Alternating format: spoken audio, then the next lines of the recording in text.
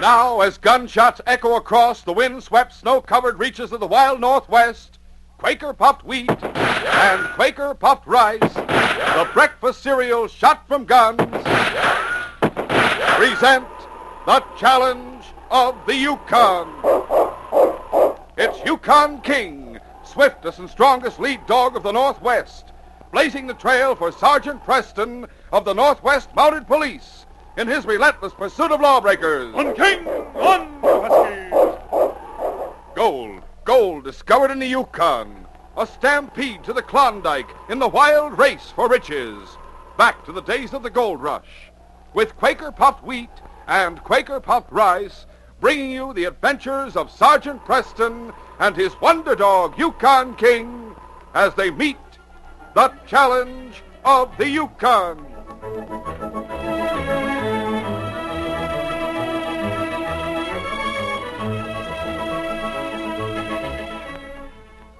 Oh, but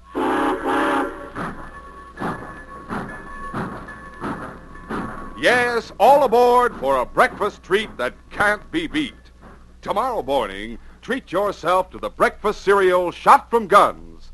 That's the one and only Quaker puffed wheat or Quaker puffed rice. Just pour out a bowlful, crisp and fresh, right from the big red and blue package. Add milk or cream, top with your favorite fruit, and take a luscious mouthful. Man, oh man, they're so crisp, so nut-like and downright scrumptious, I'll bet you never tasted anything so swell. And no wonder. These giant king-size kernels of premium wheat and rice are shot from guns. Don't miss out another day on this breakfast treat. Quaker puffed rice or Quaker puffed wheat.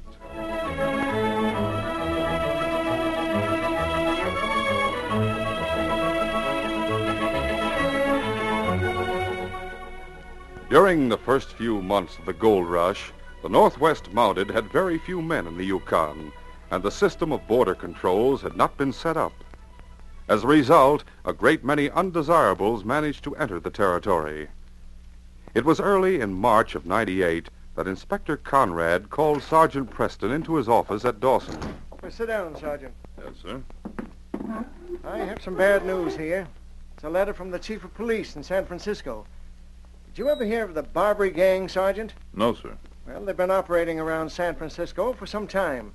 Smuggling, robbery, murder.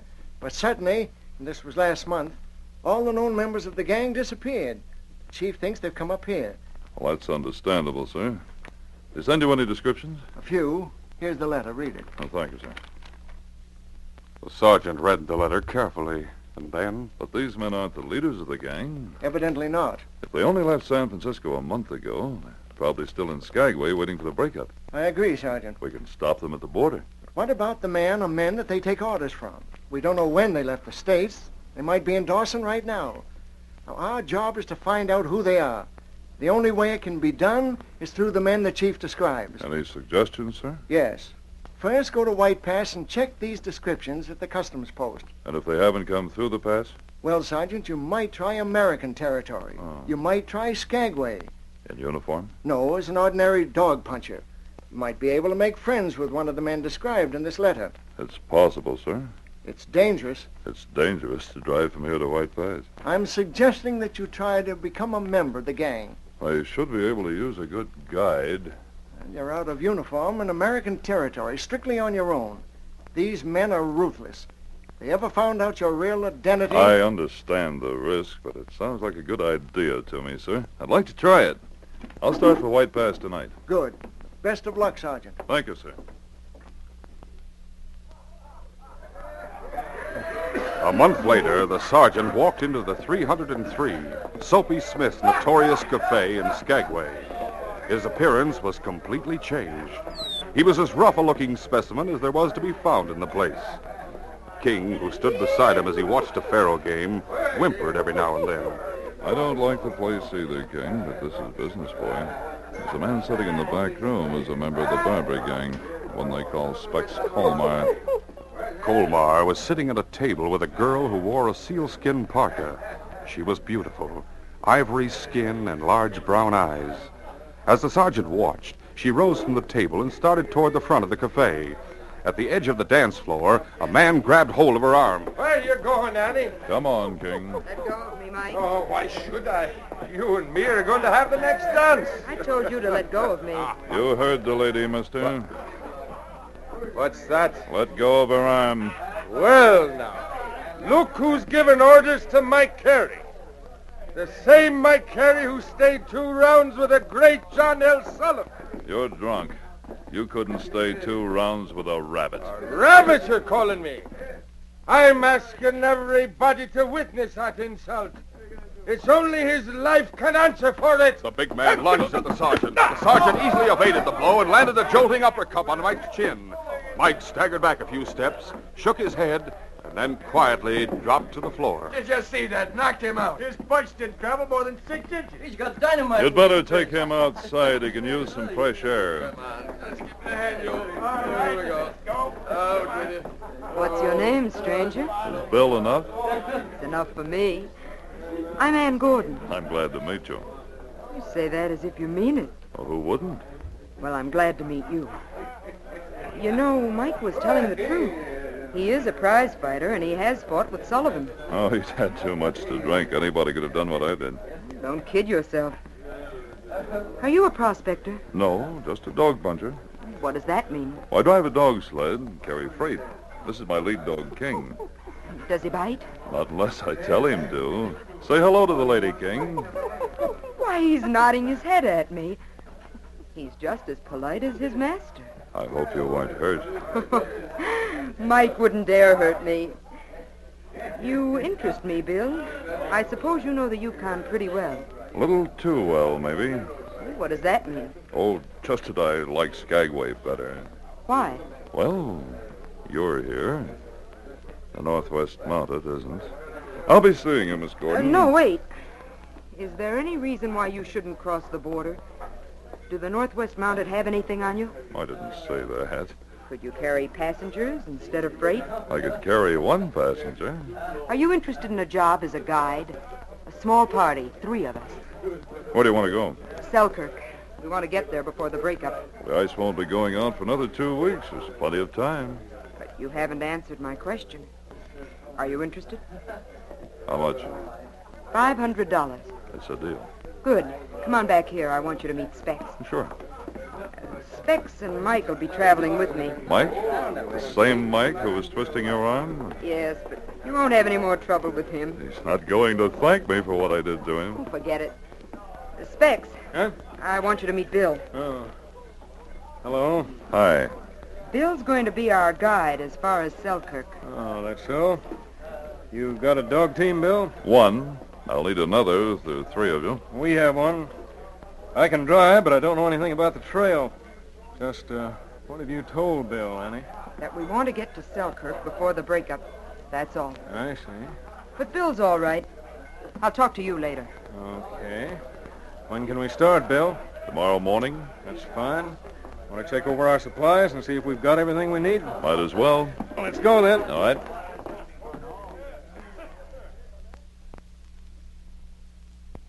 It was late the following afternoon when the sergeant, Ann Gordon, Specs, and Mike reached the customs house at the top of White Pass. The constable on duty gave no indication of his surprise at seeing the sergeant returning so soon from Skagway. When he addressed him, he used the name they had agreed on. 40 Mile Bill, huh? That's right. I'm the guide for this party. Well, papers seem to be in order. But I have a few questions to ask you. Step into the office. Questions about what? You want me to ask them here? No. All right. The office. I'll be with you folks in just a minute. All right, Bill.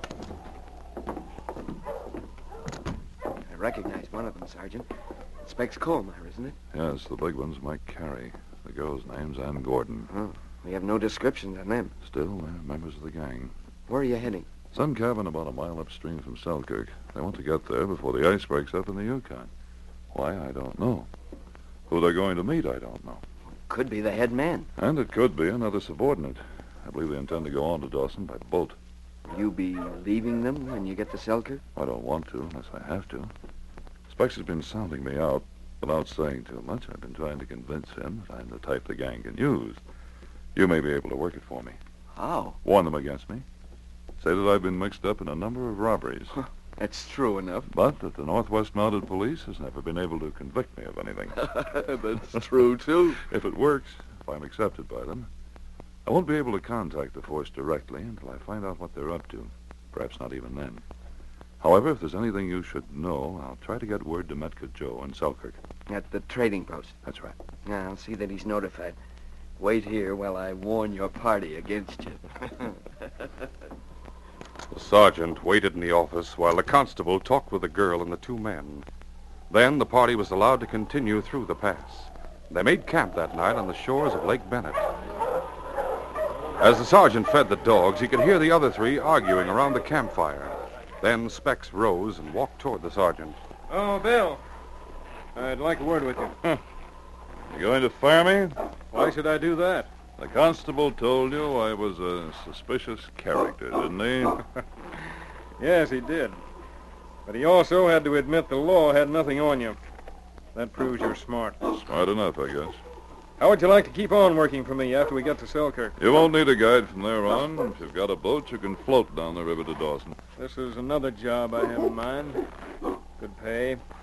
Maybe $10,000 and a chance to get out of the Yukon. I can get out of the Yukon whenever I want to. With $10,000? That sounds interesting.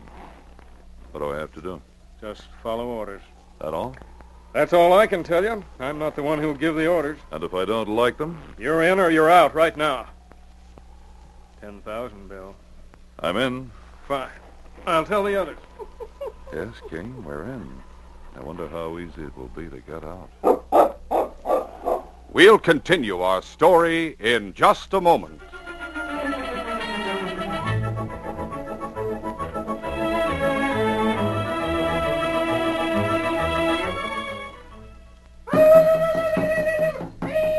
Hey, what's up? Who's on the warpath? No warpath. Me barely has it. Well, what goes on? Me now big chief. Make celebration. Oh, I see. Congratulations are in order. And say, I have something I'd like to give you because it's just what a big chief ought to have for breakfast every morning. Must be special big for big chief. Oh, it is. Everything about Quaker puffed wheat and Quaker puffed rice is big. Take a look at the big red and blue packages. Me like colors red and blue. And did you ever see any cereal so deliciously big and crisp as Quaker puffed wheat and Quaker puffed rice? Plenty big. You see, Quaker puffed wheat and Quaker puffed rice are shot from guns. Big noise. Yes, those choice premium kernels of wheat and rice are exploded up to 8 times normal size. Big chief like 'em big. And what a big eating treat, too. They're shot from guns to make 'em crisp and tender, bigger and better tasting. There's bang-up nut-like flavor in every big, luscious mouthful. Me want heap big bowlful now. Coming up, Big Chief, Quaker puffed wheat and Quaker puffed rice are ready to serve. We just top 'em with milk or cream and fruit, and then go to it. And as all you fellas and girls know, you can always have those second and third helpings, because Quaker puffed wheat and rice are so good for you. They both furnish added food values of restored natural grain amounts of vitamin B1, niacin, and iron. Don't miss out a single morning. For a heap big treat, eat Quaker puffed rice or Quaker puffed wheat.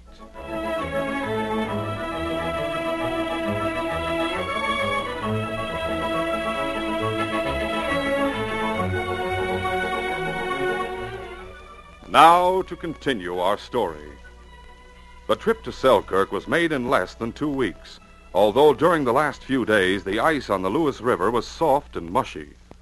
Specs ordered the sergeant to drive on past the little settlement around the trading post, and they finally stopped at a cabin on the banks of the Yukon itself.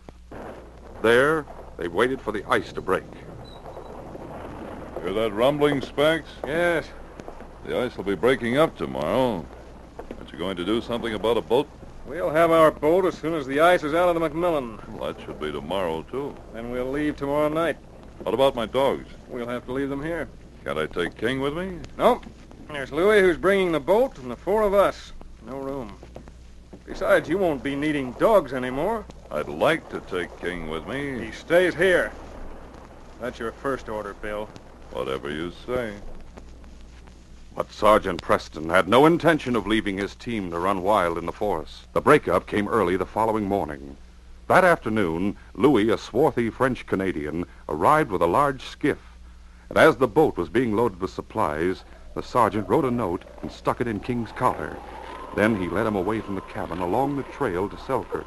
Going to have to say goodbye for a while, King. I want you to go that way. Find Metka Joe. Metka Joe, King. Metka Joe. Understand? That's right. Metka Joe, your old friend.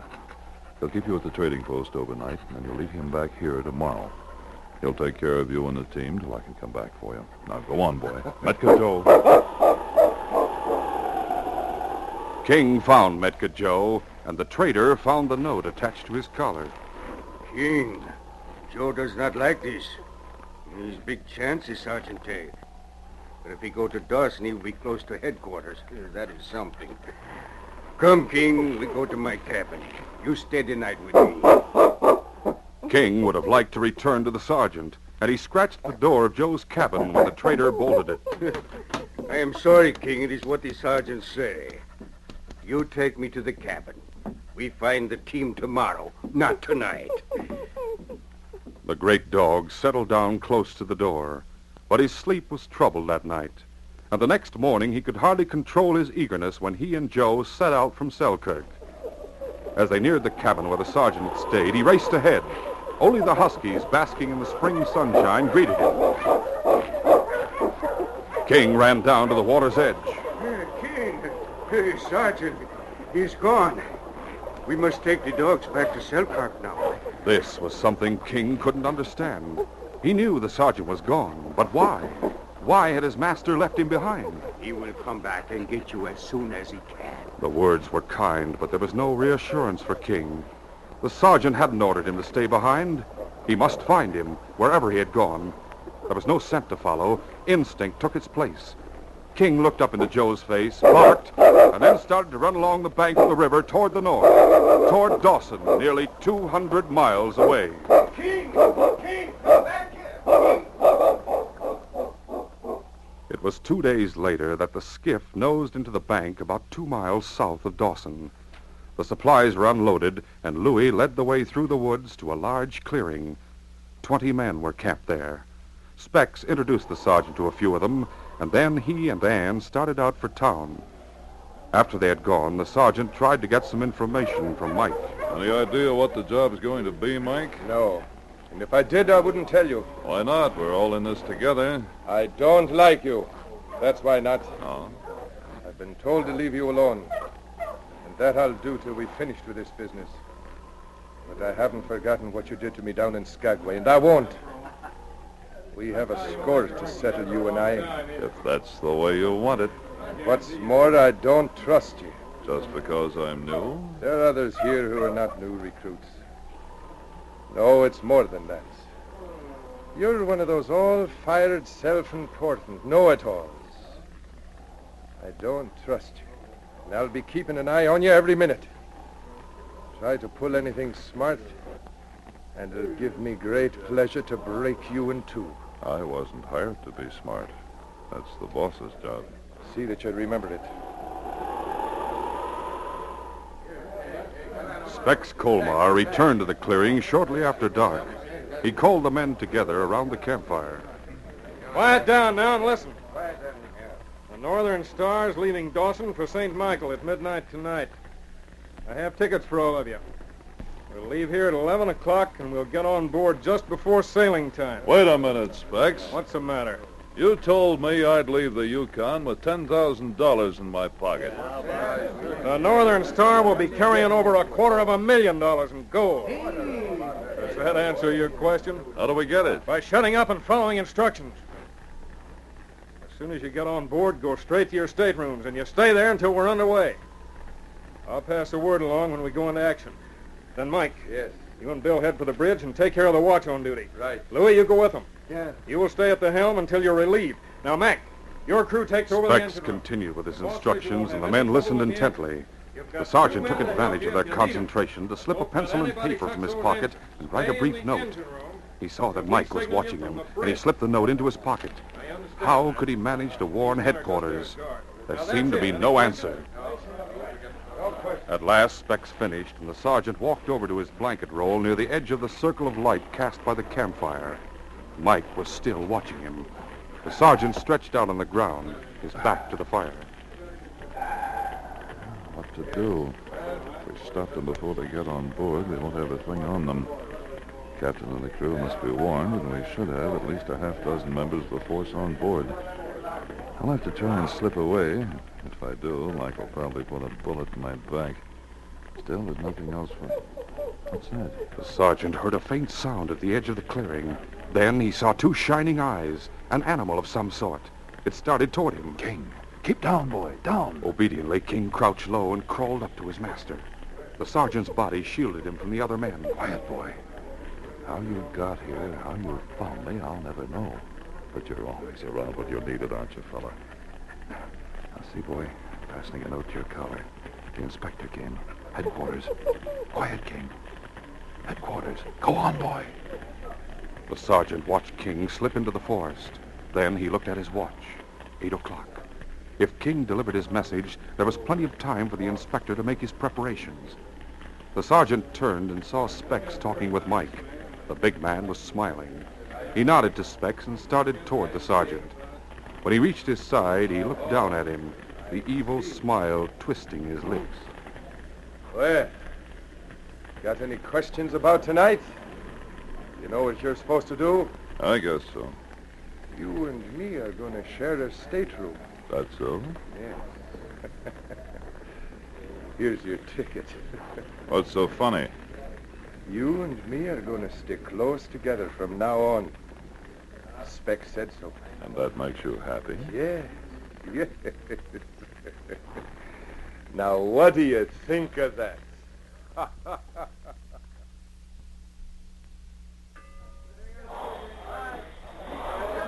There was a crowd at the waterfront in Dawson that night. The Northern Star was the first steamer to leave for the outside after the breakup. The passengers streamed up the gangplank, and among them were Specs' men. The sergeant and Mike went directly to their cabin.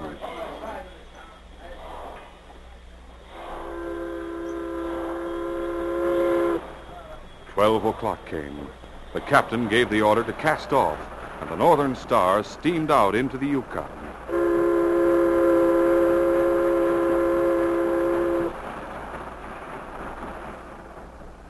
The sergeant and Mike waited in their cabin. That could be Specs. You stay where you are. I'll open it. Yes, Specs. You and Bill. The boss wants to see you. Come on, Bill. Follow me. All right. This way. This cabin's up toward the bow. The deck was deserted. Specs led the way forward to a cabin directly below the bridge. You first, Bill. Walk right in. The sergeant opened the door and stopped short. Facing him was a man with a gun in his hand. A man he recognized. A man he had seen many times in Dawson. A man he had known as Rex Penfield, professional gambler. Come in. Come in. You can go ahead now, Specs. Right. Come in, Mike. You heard what the boss said. Get moving. Take his gun, Mike. I've got it. Ann Gordon rose from a chair in the far corner of the cabin. Are you sure, Rex? Absolutely. I suspected as soon as you described him this afternoon. There was no mistaking him when he came aboard, in spite of those clothes and that beard. Is it true, Bill? Are you a policeman? No answer. Are you satisfied, Annie? Dirty, double-crossing cop. Sure, I suspected from the first he was no good boss. I haven't taken my eyes off him since Specs brought back the word that he was to be watched. You're sure he had no chance to communicate with anyone? I'll swear to it. Sit down, Sergeant. Relax. Sit down! That's better. We won't have long to wait now. You know, Sergeant, you Mounties have an exaggerated opinion of your own efficiency. Did you expect to stop us all by yourself? Listen. The boys have gone to work. Boss, before we put a bullet through the spalpeen and dump him overboard, Could I take just one crack at him? Is it even a score for me? Stick to bullets, Mike. You haven't got a chance when it comes to fists. No chance. I'll show you. Mike stepped forward between the sergeant and Rex Penfield. Get out of the way. The sergeant dove for Mike's legs, and the force of his tackle drove the huge hulk of a man back against Penfield. In the next instant, the sergeant was on his feet, was twisting the gun from Penfield's grasp. He had the gun and started toward the door, but Ann Gordon had picked up a chair and brought it crashing down on his head. The sergeant dropped to the floor. Good work, Ann. The spalping! Deliberately, Mike Carey kicked the fallen sergeant. You don't have to waste a bullet on a Mike. Just throw him over the side. Sure, and it'll be a pleasure, boss. But as Mike bent over to pick up the sergeant, the door of the cabin burst open and King leaped at Mike.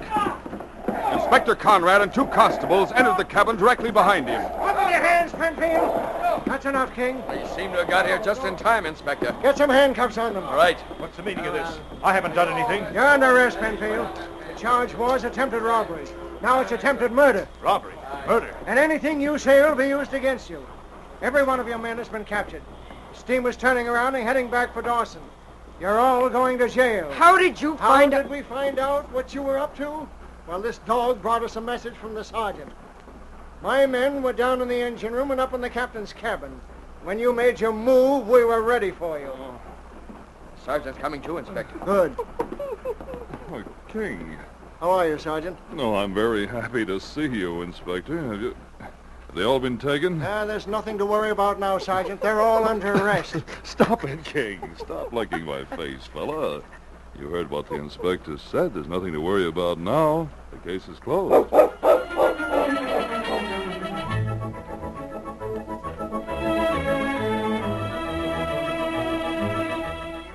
In just a moment, Sergeant Preston will give you a preview of Monday's adventure. Listen, fellas and girls, tie a little string around Mother's finger tomorrow before she goes shopping. Tell her it's just a reminder to get Quaker puffed wheat and Quaker puffed rice. 'Cause these king-size, ready-to-eat premium grains of rice or wheat are so swell tasting. Pour out a heaping bowlful, top with fruit and milk or cream, and man, oh man, did you ever taste anything so crisp, so tender, so downright delicious? And no wonder, they're shot from guns. Yes, actually exploded up to 8 times normal size to make 'em bigger and better tasting. For the weekend, be sure and get Quaker puffed wheat and Quaker puffed rice. Look for the famous big red and blue Quaker packages. They're never sold in bags or bulk. Listen Monday when Sergeant Preston and Yukon King meet the challenge of the Yukon in the case Grub Steak for Vickers. When I reached the trading post in Fowlerville, I sent King to get an old man named Vickers so I could register his gold strike. I didn't know that claim jumpers had shot Vickers, and that King would tangle with the crooks in a fight to the finish. Be sure to hear this exciting adventure Monday. These radio dramas, a feature of the Challenge of the Yukon Incorporated, are created and produced by George W. Trendle, directed by Fred Flowerday, and supervised by Charles D. Livingston. The part of Sergeant Preston is played by Paul Sutton. They are brought to you every Monday, Wednesday, and Friday at the same time by Quaker Puffed Wheat and Quaker Puffed Rice, the breakfast cereals shot from guns.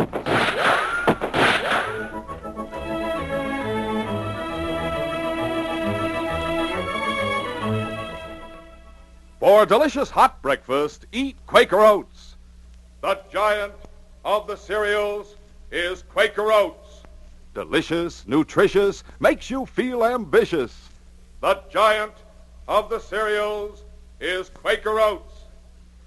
Say, boys and girls, do you want to be a star someday in sports and activities? Then start on good Quaker Oats breakfast tomorrow. 'Cause nourishing oatmeal gives you more growth and endurance than any other whole grain cereal. Remember, Quaker and Mother's Oats are the same.